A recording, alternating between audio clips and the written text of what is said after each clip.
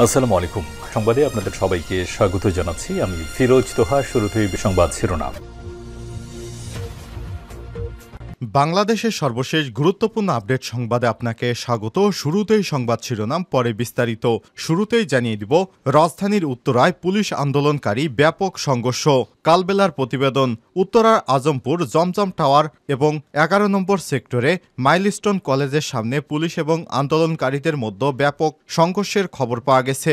শুক্রবার ২ আগস্ট বিকাল ৪:৩০টার দিকে সংঘর্ষ শুরু হয়। এ পর্যন্ত জানা গেছে, সংঘর্ষে উত্তরা ১১ নম্বর সেক্টরে ১ নম্বর রোডে অবস্থিত ভুবন লন্ড্রি হাউসের মালিক দুলাল হাওলাদার আহত হয়েছেন। তাকে আশঙ্কাজনক অবস্থায় হাসপাতালে ভর্তি করা হয়েছে।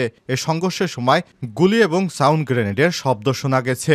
এরপর জানিয়ে দিব, জামিন পেলেন ৩৬ এইচএসসি পরীক্ষার্থী। রাজধানীর বিভিন্ন থানায় মামলায় গ্রেপ্তার ৩৬ জন এইচএসসি পরীক্ষার্থীর জামিন দিয়েছে আদালত। শুক্রবার ২ আগস্ট ঢাকার মেট্রোপলিটন ম্যাজিস্ট্রেট মোহাম্মদ রশিদুল আলমের আদালত শুনানি শেষে জামিনের আদেশ দেয়। কোটা সংস্কার আন্দোলনকে কেন্দ্র করে চলমান সহিংসতার ঘটনায় এসব শিক্ষার্থী গ্রেপ্তার হয়েছেন। আন্দোলনকারীদের পক্ষে আইনজীবী মোহাম্মদ সাইদুল ইসলাম তথ্যটি নিশ্চিত করেছেন।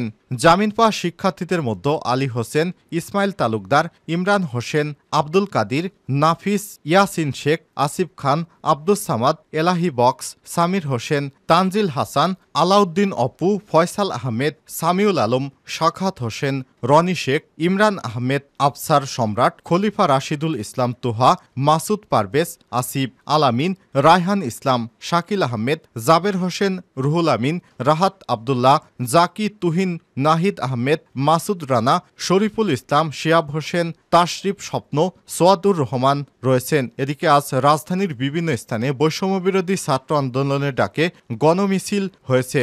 জুমার নামাজের পর আন্দোলনরত শিক্ষার্থীরা মিছিল বের করেন। তাদের সঙ্গে বিভিন্ন শ্রেণী পেশার মানুষ একত্রতা জানিয়ে যোগ দিয়েছেন। কোথাও কোথাও জুম্মার নামাজের আগেই মিছিল বের করেন আন্দোলনকারীরা।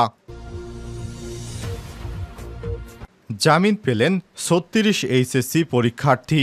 রাজধানীর বিভিন্ন থানার মামলায় গ্রেপ্তার ৩৬ এইচএসসি পরীক্ষার্থীর জামিন দিয়েছে আদালত। আর শুক্রবার ২ আগস্ট ঢাকার মেট্রোপলিটন ম্যাজিস্ট্রেট মোহাম্মদ রশিদুল আলমের আদালত শুনানি শেষে জামিনের আদেশ দেয়। কোটা সংস্কার আন্দোলনকে কেন্দ্র করে চলমান সহিংসতার ঘটনায় সব শিক্ষার্থী গ্রেপ্তার হয়েছেন।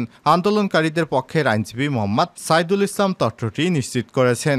জামিন পাওয়া শিক্ষার্থীদের মধ্যে আলী হোসেন, ইসমাইল তালুকদার, ইমরান হোসেন, আব্দুল কাদের, নাফিস ইয়ামিন শেখ, আসিফ খান, আব্দুল সামাদ, এলাহি বক্স, সামির হোসেন, তানজিল হাসান, আলাউদ্দিন অপু, ফয়সাল আহমেদ, শামিউল আলম, শাকাত হোসেন, রনি শেখ, ইমরান আহমেদ, আফসার সম্রাট, খলিফা রাশিদুল ইসলাম তোহা, মাসুদ পারভেজ, আসিফ আলামিন, রায়হান ইসলাম, শাকিল আহমেদ, জাবের হোসেন, রুহুল আমিন, রাহাত ওবায়দুল্লাহ, জাকি তুহিন, নাহিদ আহমেদ, মাসুদ রানা, শরীফুল ইসলাম, শিহাব হোসেন, তাশরিফ স্বপ্ন, সোয়াদ উর রহমান সহ অনেকেই।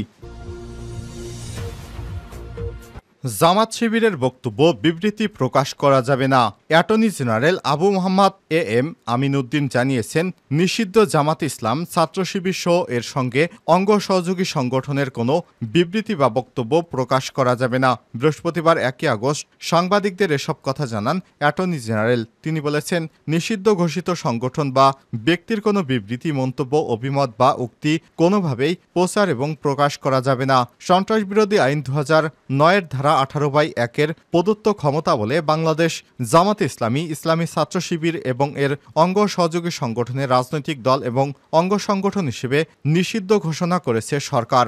বৃহস্পতিবার স্বরাষ্ট্র মন্ত্রণালয়ের জননিরাপত্তা বিভাগ থেকে সংক্রান্ত প্রজ্ঞাপন জারি করা হয়েছে।